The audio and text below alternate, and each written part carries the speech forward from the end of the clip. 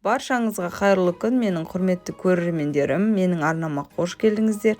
Мен бүгін сіздермен Корей халқының еттен жасалатын хэ деген салатының рецебімен бөліспекшімін.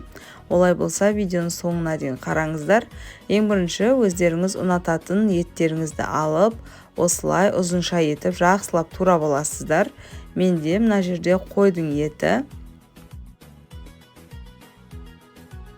Етімізді барлығын турап алдық. Енді табадағы қызып тұрған күнбағыс майының үстіне салып, жақсылап қызарғанша қуырамыз.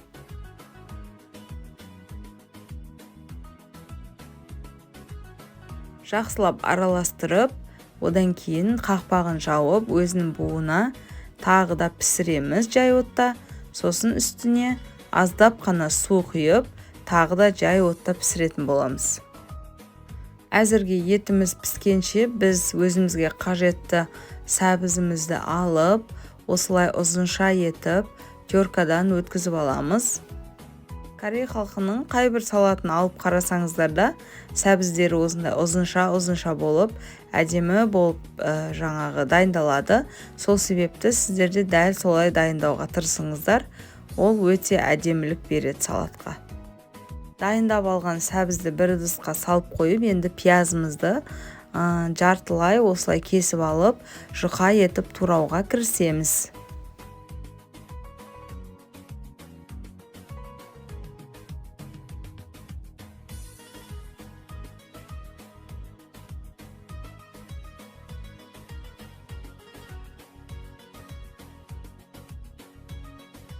Енді осы сәбіз бен пиязымызды қолымызбен жақсылап мыжып, суын шығарып еземіз. Енді оның үстіне біздің етіміз пісіп дайын болды. Ыстық күйінше соны саламыз. Одан кейін магазиндерде осындай хэ салатына арналған дайын түрі бар екен, заправка, яғни приправаның бір түрі. Соны алдым да осылай салып, барлығын жақсылап араластырдым. Одан кейін 1 сағатқа бетін жауып қойып қоямыз.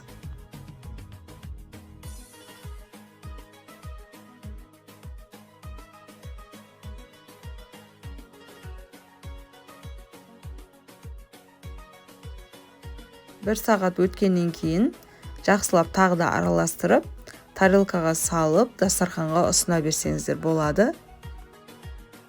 Бұл салатты екінші рет жасауым. Бірінші рет жасаған кезде дайын піскен еттен жасай салған болатымын. Егер үйде піскен ет тамақтан қалып кеткен болса, содан да жасай салсаңыздар болады. Өте дәмді шығады. Менің жолдасыма қатты ұнады.